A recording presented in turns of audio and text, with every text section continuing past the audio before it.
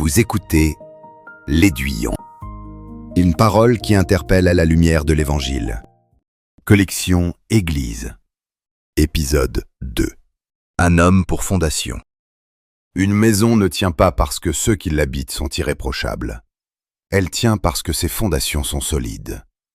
2000 ans après sa naissance, l'Église pose la même question. Comment une communauté d'hommes faillibles peut-elle porter quelque chose qui la dépasse et qui lui survit? Un nom donné d'avance. En araméen, la langue de Jésus, Képha veut dire rocher. Ce nom, Jésus l'a donné à Simon dès leur première rencontre. Tu es Simon, fils de Jean, tu t'appelleras Céphas, ce qui veut dire Pierre. Jean 1, 42.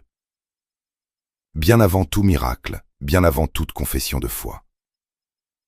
Le nom confirmé. Ce nom donné, Jésus le confirme publiquement.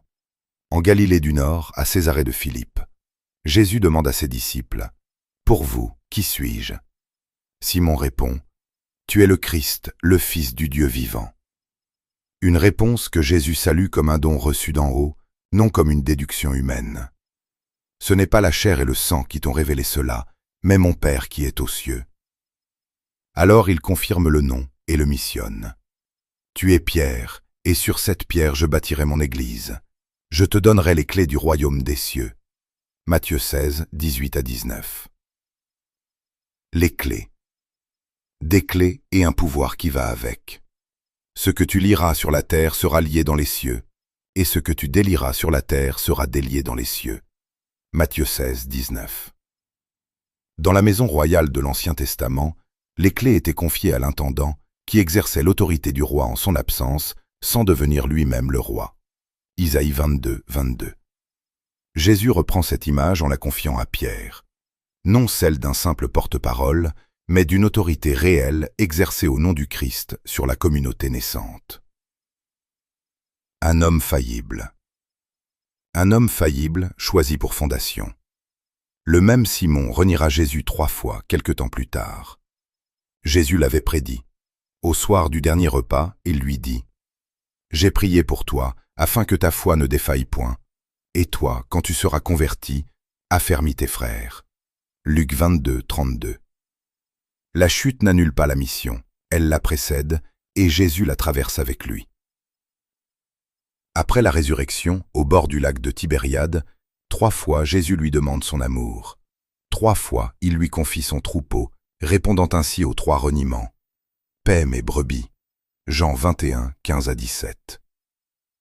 Ce n'est pas la solidité de Pierre qui a tenu la maison debout, mais la parole du Christ qui a fait de lui le fondement de son Église. Un seul successeur. Cette charge, reçue en personne par Pierre, se transmet de la même manière. Les apôtres ont des successeurs, au pluriel, les évêques dispersés dans le monde entier. Pierre, lui, n'a qu'un seul successeur à la fois. Le conclave élit un homme, il ne crée pas la charge. Celui qui devient évêque de Rome reçoit la même mission que Pierre. C'est pourquoi l'Église parle toujours du successeur de Pierre, jamais du successeur du pape précédent.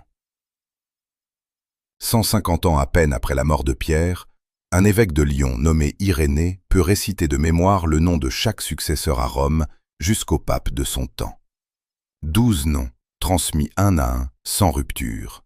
Contre les hérésies, 3, 3, 3.